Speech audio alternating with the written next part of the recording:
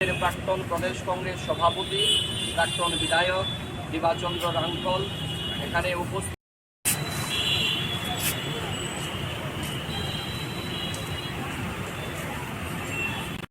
সরকারের শাসনকালের বিরুদ্ধে আজকে পাপাই সাহা নামে একটি নিরপরাধ দিবাচন্দ্র রাঙ্কল একে একে এগিয়ে গিয়ে পাপাই সাহার যে ছবি তাতে মাল্য দিয়ে তাকে শ্রদ্ধাঞ্জলি জ্ঞাপন করার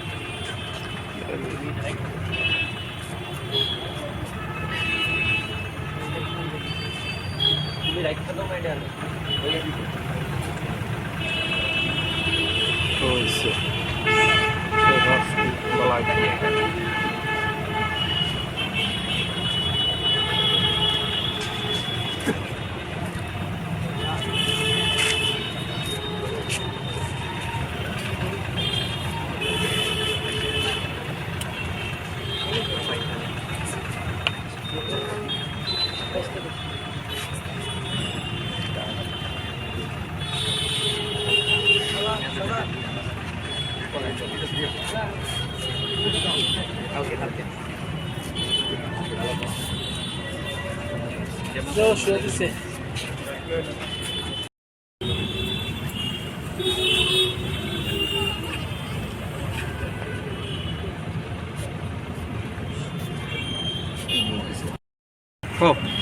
আপনারা নিশ্চয়ই অবগত আছেন 2011 সাল 11 জুলাই তৎকালীন সময়ে প্রদেশ কংগ্রেস এরা তৎকালীন সময়ের বামফ্রন্ট সরকারের একটি অনৈতিক সিদ্ধান্তের বিরুদ্ধে যে মেডিকেলের পরীক্ষা হওয়ার কথা ছিল সেই আন্দোলনকে কেন্দ্র করে আগরতলার রাজপথে সেই সময় পুলিশের যে বর্বরোচিত আক্রমণ আগরতলার রাজপথে হয়েছিল তখন অগণিত কংগ্রেস কর্মীরা আক্রান্ত হয়েছিল, সাধারণ নাগরিক আক্রান্ত হয়েছিল, মিডিয়া বন্ধুরা আক্রান্ত হয়েছিল।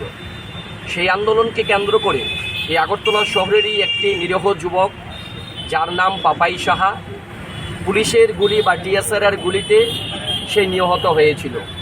আমরা দেখেছিলাম সেই দিন তার আপন বড় ভাই চিৎকার করে আপনাদের মাধ্যমে বলছিল যে তার ছোট ভাই পাপাই সাহাকে রাজ্যের কর্মরত একজন টিএসআর গুলিতে নাকি সে নিহত হয়েছে।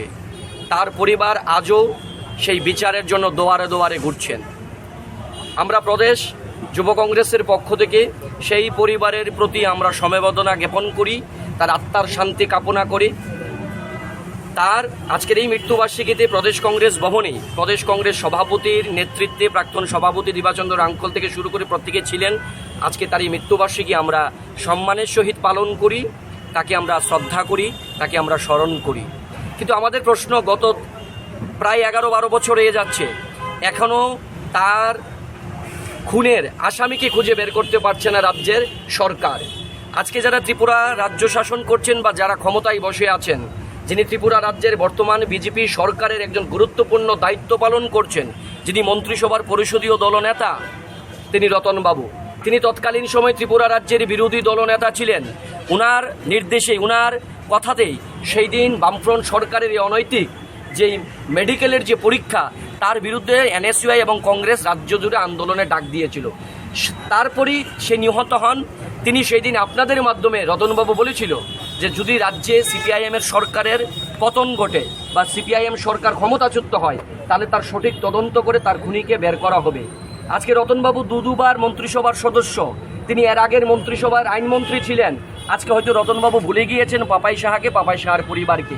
এই পাপাই সাহার পরিবারকে নিয়ে তৎকালীন সময় যিনি সবথেকে বেশি রাজনীতি করেছিলেন তিনি রতনবাবু। আজকে আমরা কংগ্রেস তাকে ভুলতে পারিনি।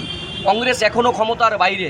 আমরা দায়িত্বশীল একটা যুব সংগঠন, আমরা আপনাদের মাধ্যমে তার পরিবারকে বলবো, যদি কোনোদিন কংগ্রেসের এ রাজ্যে ক্ষমতায় আসার সুযোগ হয়, কংগ্রেস এ রাজ্যে সরকারে ক্ষমতায় বসে, তার পরিবারকে আমরা 100% নিশ্চিত করতে পারি যে যেদিনই কংগ্রেস এ রাজ্যে ক্ষমতায় আসবে, পাপাই সাহার 2011 সালের 11 জুলাই যে সে নিহত হয়েছিল তার খুনের আসামিকে খুঁজে বের করার জন্য যুব কংগ্রেস রাজ্যের কংগ্রেসের কাছে দাবি জানাবে এবং প্রদেশ কংগ্রেসকে আমরা বলবো যে সেই দিন যাতে কংগ্রেস ক্ষমতায় বসে তার খুনিকে খুঁজে বের করা হয়।